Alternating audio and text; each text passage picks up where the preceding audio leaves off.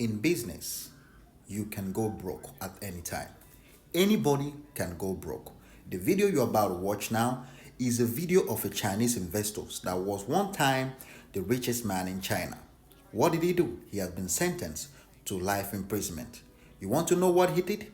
Watch this video carefully and you will learn a lot from this billionaire that has run into debt.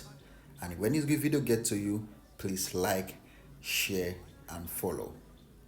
In China, thousands of apartments stand empty and unfinished. Entire neighborhoods deserted mid-construction. And the man who built many of these ghost cities, he was just sentenced to life in prison.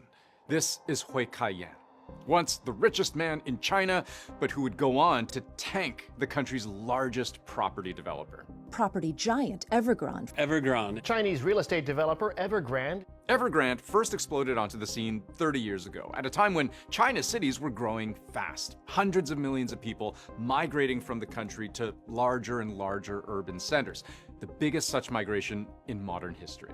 This was an enormous economic shift that facilitated China's growth as a global manufacturing center. And Evergrande, they built all those people places to live, to work, to play, more than 1,300 developments in 280 Chinese cities.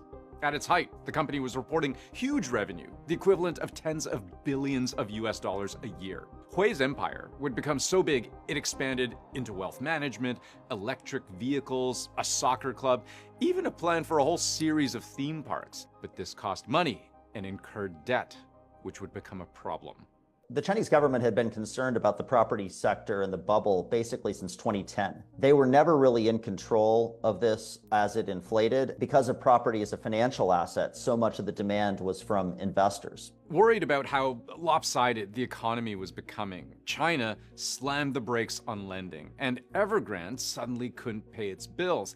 The housing market was also so saturated they couldn't even sell what they had. So construction froze, debts went unpaid, and investors got angry. Disgruntled investors, home buyers, and even its own employees flocked to the firm's lobby Monday to demand the repayment of loans and financial products.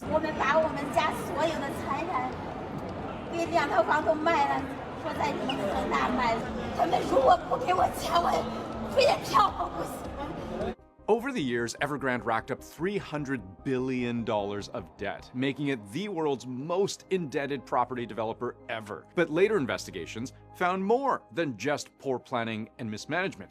Hui Ka-yan was also accused of cooking the books, lying to investors, hiding debt. In one instance, Evergrande reported $80 billion worth of revenue they hadn't even earned, presumably to secure more financing.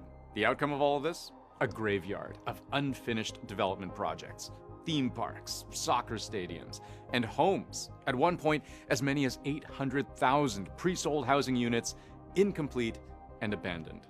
Households who have paid up front, empty their savings, do down payment, were left with nothing. It created this huge loss of confidence in property as an asset that would continue appreciating. Dozens of people were arrested, but none with a higher profile than Hui Ka-yan. He's 67 years old, and he will spend the rest of his life behind bars.